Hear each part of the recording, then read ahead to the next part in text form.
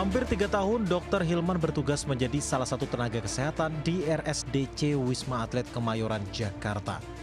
Suka duka ia lalui selama merawat ribuan pasien COVID-19 di sini.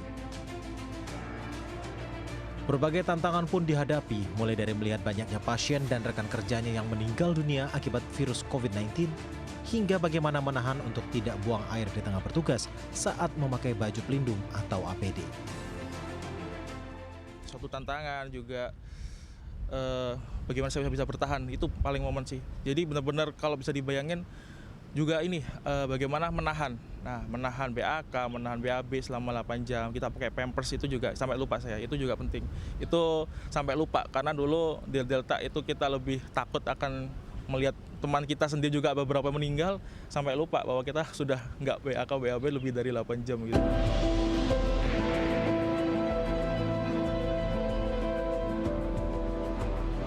Cerita yang sama juga dialami oleh Mega Regina, perawat sukarelawan yang bertugas di RSDC Wisma Atlet Kemayoran. Perawat asal Sumatera Utara ini bahkan harus rela mengisolasi diri, tidak bertemu keluarganya. Selama lebih dari 2 tahun bertugas, ia baru 1 kali pulang ke kampung halamannya. RSDC Wisma Atlet pun memiliki kenangan tersendiri bagi Mega. Tapi kalau menurut saya di ruangan ICU itu banyak banget memori kenangan, karena di mana pasien yang benar-benar berat, nggak berdaya itu ada di ICU. Kita benar-benar merawat, apalagi di ruangan ICU itu kan satu pasien itu ditangani satu perawat gitu. Jadi kita benar-benar melihat perkembangan pasien itu dari sadar sampai akhirnya dia meninggal, atau bahkan ada beberapa pasien yang survive, sembuh bisa pulang. Itu merupakan suatu kenangan ya, banyak cerita.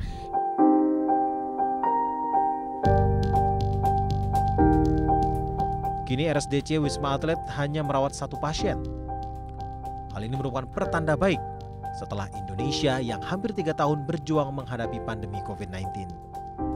Oleh sebab itu, pemerintah pun memutuskan untuk menutup operasional RSDC Wisma Atlet Kemayoran pada 31 Desember mendatang.